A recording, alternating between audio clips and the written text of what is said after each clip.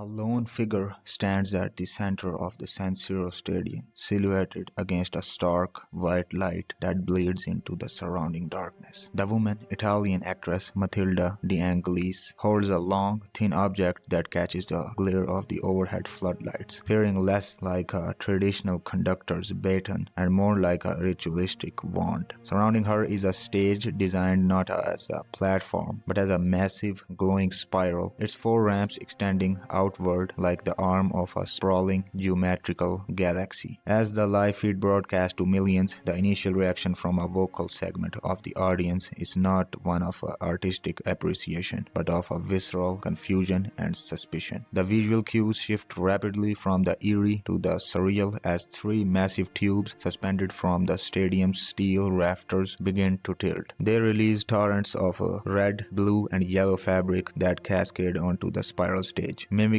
a sudden, uncontrollable spill of liquid. To the creative team, this represents the flood of Italian creativity and the legacy of the futurism movement. But to those watching through the lens of modern skepticism, it looks like a programmed abnormality. The contrast between the high culture intent of the organizers and the occult interpretations of the viewers creates a rift in the narrative of the Milano Cortina 2026 Olympic opening ceremony before the first athlete even enters the arena. The tension in this moment stems from a phenomenon known as informational asymmetry, where the symbols presented by the creators are decoded by the audience using an entirely different set of references. While the official program describes a celebration of harmonia or harmony, the digital discourse immediately pivots to theories of revelation of the method and subliminal programming. Today's video seeks to bridge the gap between the intended artistic vision and the symbolic accusation that people are making online, and tracing the sequence of events that transformed a multi-city sporting celebration into a flashpoint for deep state mythology and conspiracy. To understand the mechanics of the 2026 Winter Olympic ceremony, one must look to the office of Marco Balic, the creative lead and founder of Balic Wonder Studio. Operating out of a paved side street in Milan's Verona neighborhood, Balic is an industry veteran who has overseen 16 Olympic ceremonies, including the landmark Turin 2006 and Rio 2016 Olympic Games. His philosophy for the Milano Cortina event was built on concept he titled harmonia, a Greek-driven term meaning the joining of unlike parts. This was not merely a stylistic choice but a logistical necessity, as these games marked the first time the Winter Olympics would be hosted simultaneously across four distinct locations: Milan, Cortina di Ampezzo, Livigno, and Predazzo. Balic's vision was to treat the entirety of northern Italy as a single distributed stage, using real-time broadcasting to link the urban industrialism of Milan with the limestone peaks of the Dolomites. However, this distributed nature of the ceremony, where the narrative was stitched together from multiple live feeds, contributed to the sense of fragmented, almost disjointed ritual. Viewers were asked to process a networked ceremony that lacked the traditional, centralized focus of a single stadium parade. In this vacuum of traditional structure, the mind seeks patterns, and the patterns found by some were far darker than the harmony Balic intended. The creative team included high-profile collaborators like Fernando Mireles, director of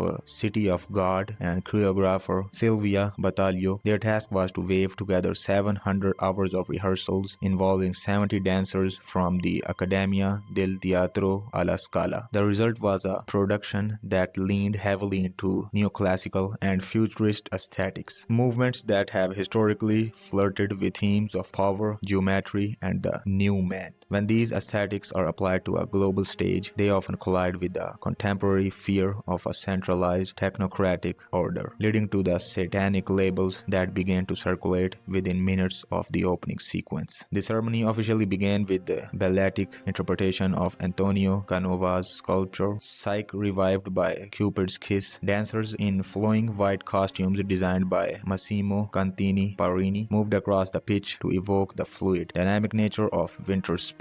To a student of art and history, the reference was clear, a tribute to one of Italy's greatest neoclassical masters. But for segment of the audience already primed by the controversial imagery of the Paris 2024 Olympics, the sight of pale, twirling figures in a darkened stadium suggested something more ritualistic. The wand held by Matilda De De Angelis during the transition of the musical segment only served to solidify this interpretation for some. The stage itself, a glowing spiral with 4 swooping ramps, was a departure from the traditional rectangular or circular Olympic stages. The spiral is a shape that carries deep weight in both mathematics and mysticism, often representing the Fibonacci sequence, growth, and infinite. In the context of a ceremony, the ramps were designed to facilitate the distributed parade of athletes, allowing representatives from different venues to appear simultaneously on the screen. But to those eyeing the event for occult signatures, the spiral stage was viewed as a vortex or a portal, a geometric configuration used to focus energy during a public rite. The interpretation gained traction during the segment devoted to Italian opera. Performers wearing oversized bobblehead masks of composers Giuseppe Verdi, Giacomo Puccini, and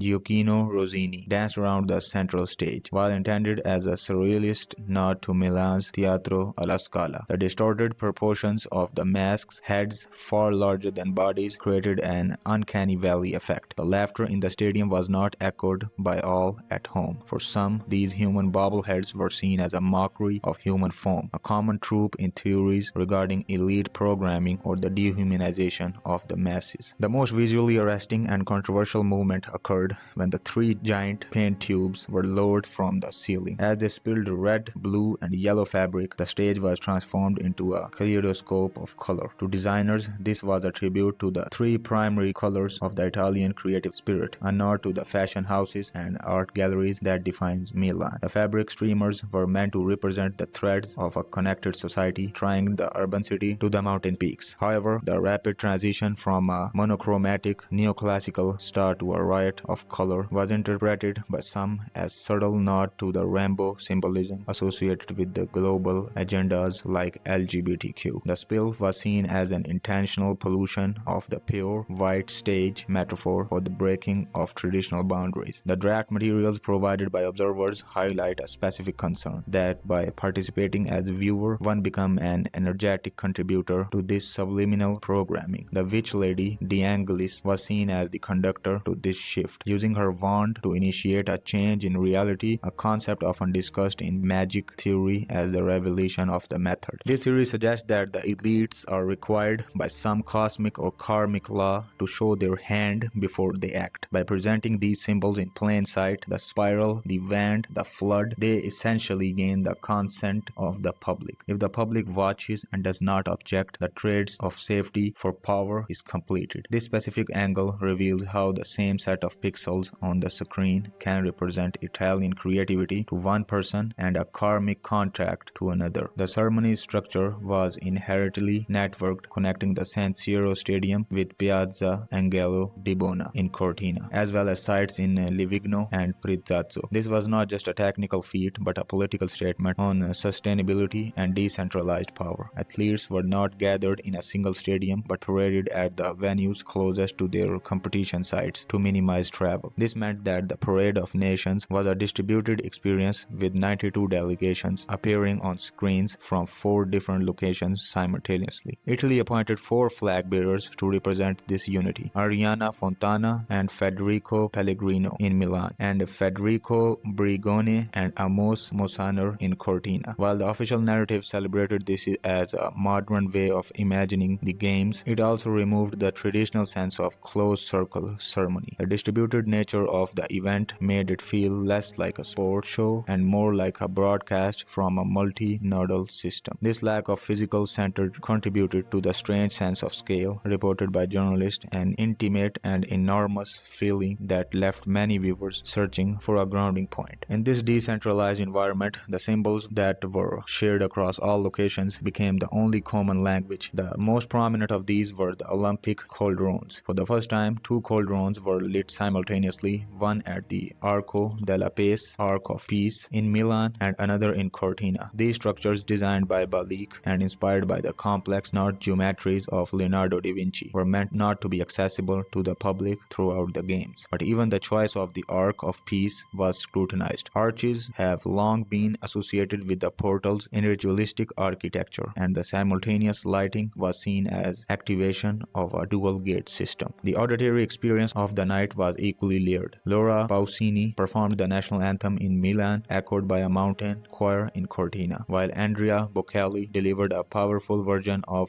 Nessun Dorma. These were standard high culture choices for an Italian host. However, the inclusion of Italian rapper Gali, who recited a poem by Gianni Rodari about the madness of a war, introduced a more somber and contemporary note, directed toward the standards of world leaders. The poem was a blunt call for the Olympic truce. This theme of peace was further emphasized by UN Peace Ambassador and actress Charlize Theron, who delivered a speech inspired by words of Nelson Mandela. Theron standing against the backdrop of a spiral stage, while the mainstream press praised the segment for its message of hope. The presence of a Hollywood figure at the heart of the ceremony was viewed by some as the celebrity mask of globalist agenda. The recurring use of the word harmony or harmonia was decoded not as a call for peace but as a call for uniformity, the blending of all distinct cultures into a single managed spectrum. The musical sequence also included Mariah Carey, who performed a version of Volare nel blu dipinto di blu that transitioned into her own song, Nothing is Impossible. Carey's performance, featuring $15 million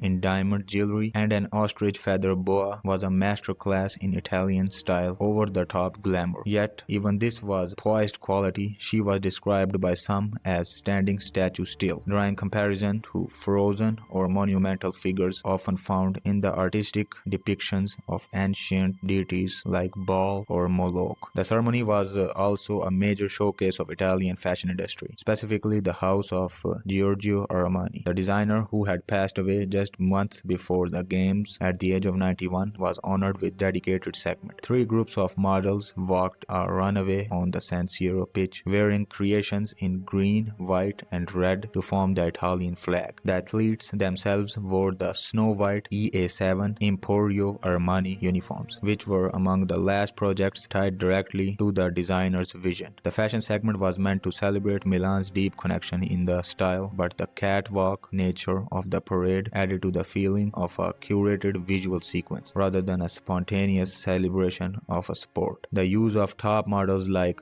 Vittoria Siretti to carry the national flag to the protocol stage further blurred the lines between a sporting event and a luxury production. Critics view this high fashion ritual was just another layer of revelation where the elite aesthetic is imposed upon the world under the exercise of national pride. The contrast between the mountain uniforms, more technical, historic, fur-trimmed, and the city uniforms, sleek, white, fashion-forward, served as the Harmonia theme of bringing opposites together. But it also highlighted the informational asymmetry of the event. While one group saw a tribute to a deceased national icon, the another one saw the standardized uniform of a new global elite system. The most extreme interpretations of the Milano Cortina Olympic ceremony involved the alleged praise of ancient goddess like Moloch or Baal. These names are often invoked in the context of ceremonies that features prominent displays of fire, spirals, or sacrifice adjacent choreography. While the 2026 ceremony did not feature a literal bull, the common symbol of Moloch, the spiral stage was seen by some as a modern interpretation of the horns of the labyrinth associated with these entities. The Moloch claim often relies on the idea that these ceremonies are magical in nature, designed to harness the energy of the millions of people watching. By mocking Christ or Christianity, a sentiment that peaked after the Paris 2024 ceremony's depiction of a Last Supper style scene, the organizers are said to be signaling their true allegiance. While the Milano Cortina ceremony was far more Italian and classical than the Paris event, the Witch Matilda and the paint tubes, the Rainbow Flood, were close enough to bridge the two events in the minds of the questioners. The Baal connection is often tied to the Arco della Pace. In some historical contexts, the Arc of Titus or other Roman arcs have been linked to the gates of Baal. When Olympic flame was lit simultaneously at this arc and in the mountains, it was viewed as a dual invocation. This perspective treats the entire 180-minute broadcast as a scripted incantation, where the choreography of the La Scala dancers and the singing of Bocelli are merely the outer shell of a deeper occult core. The most jarring moment of Milano Cortina broadcast occurred when the overhead camera provided a vertical perspective of the stadium floor, revealing the formation that the official programming labeled as the Stallone d'Italia, or the Great Star of Italy. For decades, this five-pointed star has been secular symbol of the Italian Republic, yet the specific orientation at San Siro triggered an immediate worldwide backlash. As the four ramps of the spiral stage converged with the fifth hidden light projection at the southern end of the pitch, the image on the screen was not the upright star of the national pride. Instead, it was clearly defined reversed pentagram, with 2 points directed upward and one pointing downward toward the center of the earth. This geometric configuration is the primary source of the demonic accusations. In classical occultism, an upright pentagram signifies the triumph of spirit over matter, with the top point representing the mind or the divine. Reversing the star flips the hierarchy, placing the material, the carnal, and the lower forces at the apex. The decision to orient the stadium's primary visual anchor is in this specific direction, viewed by millions from the God's eye perspective of a satellite feed, suggests a deliberate choice by the production team. While the organizers argued that the orientation was dictated by the existing architecture of the stadium and the flow of athletes, the precision of the lighting rendered the occult interpretation inescapable for those trained to see it. The tension in the stadium thickened as the dancers, previously moving in harmony, began to cluster at the two horns of the upward pointing star. This was not a subtle artistic flourish. It was a high-contrast, high-definition alignment of human bodies and laser light. The stakes of this visual are rooted in the concept of hidden in plain sight. By using recognized national symbol, the Stallone, as a cover, the creators can project a reverse pentagram onto the collective awareness of a global audience while maintaining a plausible deniability. This is the core mechanic of the plain sight narrative that I have talked before. The symbol is presented as a cultural tribute, yet its mathematical and energetic properties perform a different function entirely. My investigation into this reversed symbolism deepens when examining the specific color palette deployed within the pentagram's boundaries. As the witch lady Matilda lowered her wand toward the center of the star, the stadium floor did not fill with colors of Italian flag. Instead, it was flooded with a deep, saturated violet and a flickering crimson. In the field of color psychology and ritualistic theater, this combination is often used to present the transmutation of the soul, or the thinning of the veil between the physical and the other. You know what I'm talking about. The paint tubes mentioned earlier were the delivery system for this shift. When the red, blue, and yellow fabrics spilled onto the stage, they were not left as primary colors. They were mechanically woven together by dancers to create a chaotic, shimmering spectrum that obscured the white, pure lines of the initial neoclassical stage. This transformation from order to chaos color within the framework of a reverse pentagram is a classic hallmark of what some critics call the Gnostic ritual of the Aeon. Goal is to brainwash or subliminally program the viewer into accepting the breakdown of traditional structures represented by the white marble aesthetics in favor of a fluid, technicolor, and centralized new reality. The elites behind these productions, including the International Olympic Committee, IOC, and Balik Wonder Studio, operate on the principle of informational asymmetry. They provide the public with benign explanation. The rainbow represents the inclusivity and spiral represents the peak of Dolomites. The technical execution tells a different story. The rainbow in this context is used as a bridge, a visual distraction that allows the more potent symbol, the reversed pentagram, to sit in the background of viewer's mind. This is the essence of karmic law as it pertains to these events. If the audience watches and accepts the beauty of the colors while the demonic geometry is clearly visible, they are seen as having given energetic consent to the underlying message. The role of Matilda the Angelis in the 2026 ceremony transcends simple acting. In the context of a plain sight ritual, she serves as a hierophant or the master of ceremonies. Her wand is a precision-engineered tool used to direct the gaze of the audience. Notice that every critical juncture of the ceremony, the spilling of the paint, the lighting of the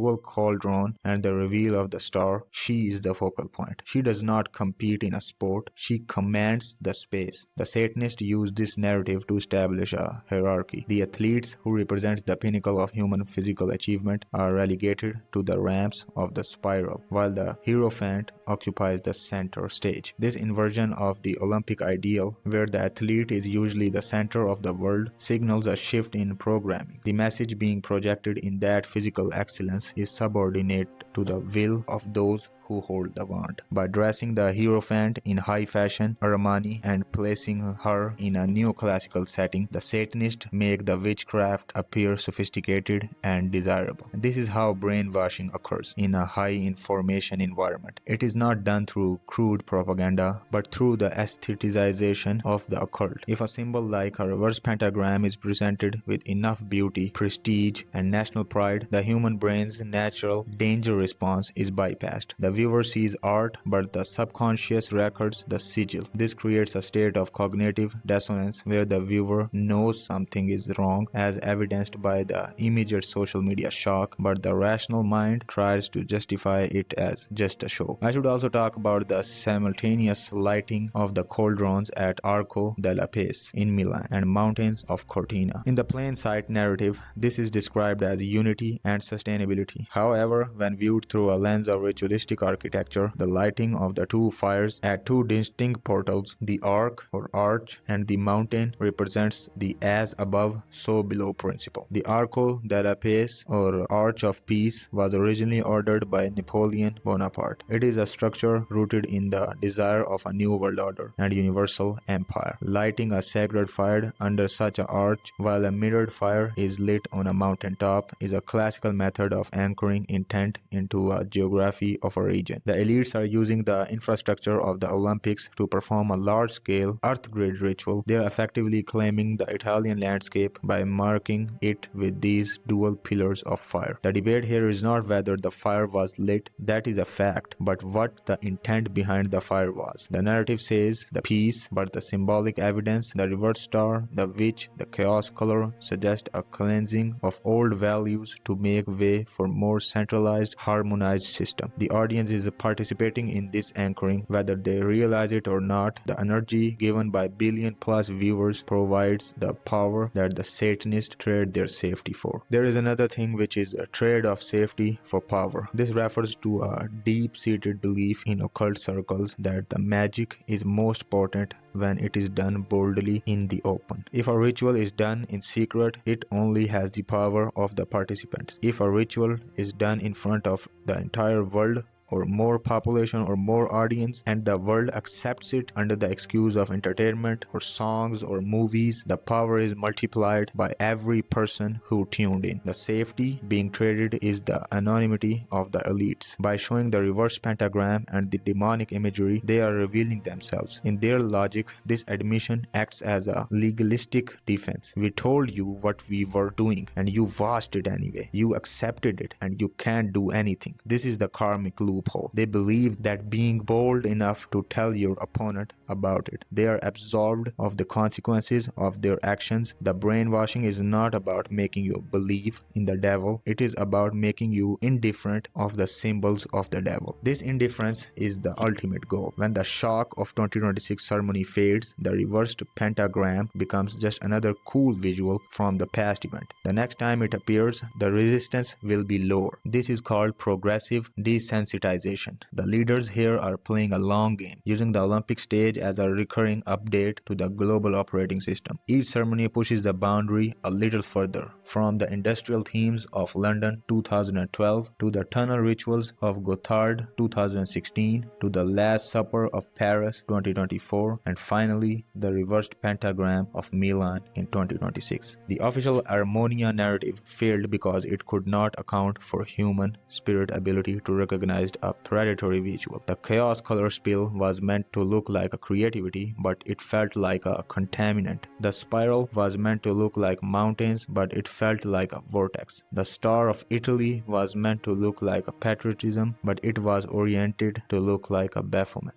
The debate now is whether these so-called mistakes, like the orientation of stars, are actually intentional leaks designed to gauge the level of public awareness, or if these people have become so arrogant in their trade of safety for power that they no longer care if they are seen or not. The logic of Milano Cortina ceremony suggests the latter. They are showing you what they are doing because they believe the ritual is already too far along to be stopped. The demonic imagery in Milan is not an isolated incident. It is a direct sequel to the Paris 2024 opening. If Paris was the mockery of the divine, the Last Supper parody, then Milan is the invocation of the material, the reversed pentagram and color flood. Paris broke the sacred seal and Milan is filling the space with a new materialist and carnal energy. The rainbow spectrum that appeared in both ceremonies is the common thread. In Paris, it was used to queer the narrative. In Milan, it was used to derange the geometry. In both cases, the rainbow is the mask used to hide the deeper occult sigils. The elites are now using a continuous narrative across the multiple Olympic Games to build a global ritual space. They are stitching together the world's most iconic sites, London, Rio, Tokyo, Paris,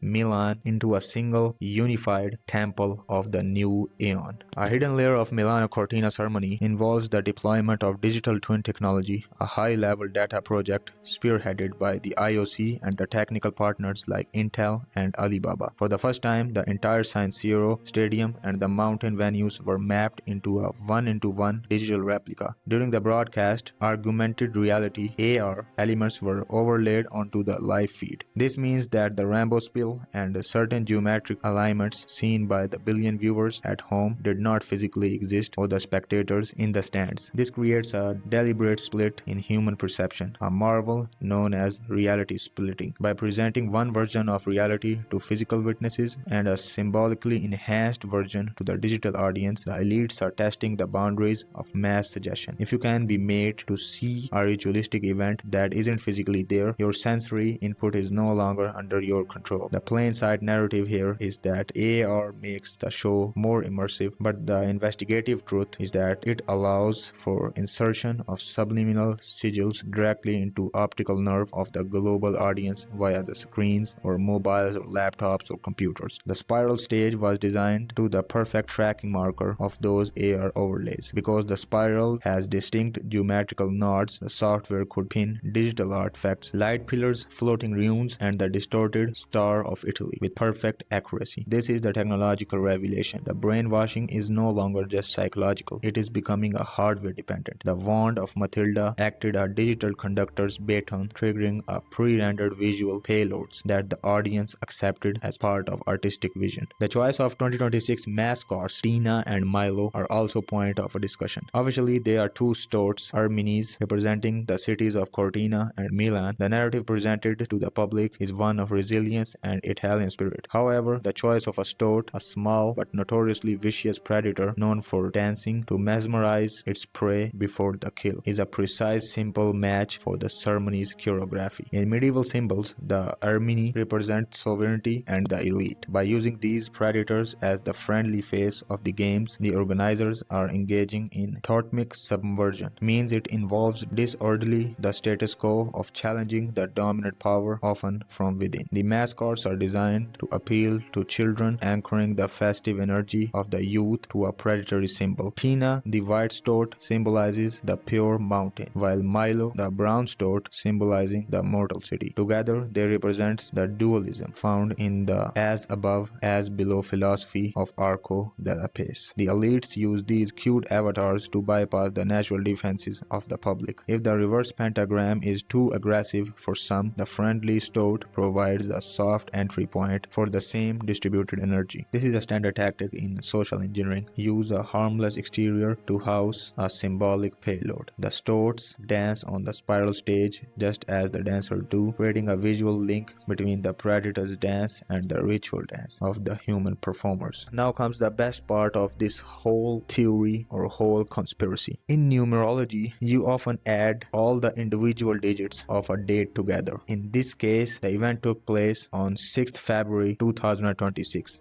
You can see the date 02062026. In math, if you add 2 plus 6 plus 2 plus 0 plus 2 plus 6, if you add these numbers is 18. In these series, the number 18 is seen as a hidden 666 because you add the numbers of the date 6 plus 2, 8 plus 2, and 6 plus 6 plus 6 is 18. If you take that total 18 and reduce it further, adding 1 plus 8 is 9. In occult numerology, theorists believe numbers can be mirrored or flipped. A 9 is viewed as the upside down 6. Therefore, the final number of the date is a 6 in disguise. If you want to remember why people say this date is a 666, just remember the number 18. Add all the digits of the date 2/6/2026. The total is 18. And 18 is just 6 plus 6 plus 6. And 9, which is the sum of 1 plus 8, is flipped 6. The number 26 is the numeral value of the tetragrammaton in certain systems, but when reversed or manipulated by elites, it is used to signify the usurpation of divine order. The ceremony begins at exactly 2026 local time, which means 8:26 p.m. This repetitive use of the number 26 in the year, the day, and the time is a frequency anchor. It is intended to synchronize the energy of the participant with specific mathematical vibrations. This is not a coincidence. It is the chronometry. The elites believe that for a magic or ritual to be stronger, it must be aligned with the opponent's, the public's calendar. By making the public celebrate the 26 at 2026 in the year 2026, they are forcing billion minds to repeat the number of the ritual. This is the ultimate trade of safety for power. They tell you the time, they tell you the date, and you agree to join the frequency by tuning in. Marco Balich and his Wonder Studio are not mere event planners. They are the architects of global stage. Balich history includes the Turin 2006 Sparks of Passion ceremony, which featured a massive energetic heart and the first major use of suspended aerial performers to create a living grid. Balich's studio operates on a psychology he calls the emotional power of the mass. This is a code of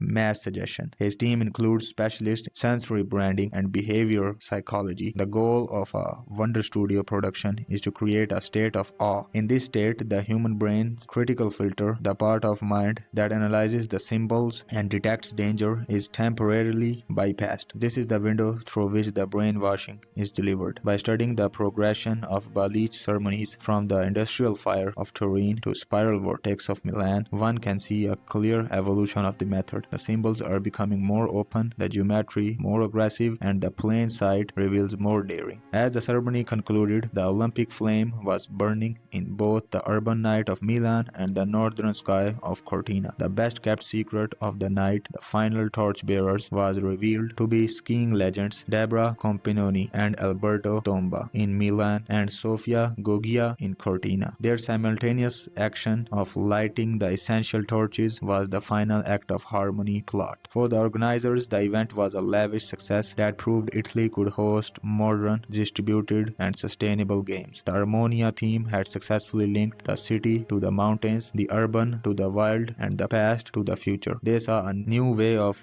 imagining the Olympics, one that was intimate and enormous and distributed and simultaneous. In the end, the ceremony was exactly what it set out to be, a mirror. It reflected the heritage of Italy, the ambition of its artists, and the deep, pervasive anxieties of a world that no longer trusts the symbol it is shown. As the flames burned at the Arco della Pace and Piazza di Bona, the only certainty was that the games had begun, and the subliminal programming, whether real or imagined, was now part of the record. Today's topic was very important in its context, as many of you probably noticed. I tried my best to cover it with as much depth as I could. We'll meet again with a new case and new mystery. For now, allow me to take your leave. Till then, goodbye and good night.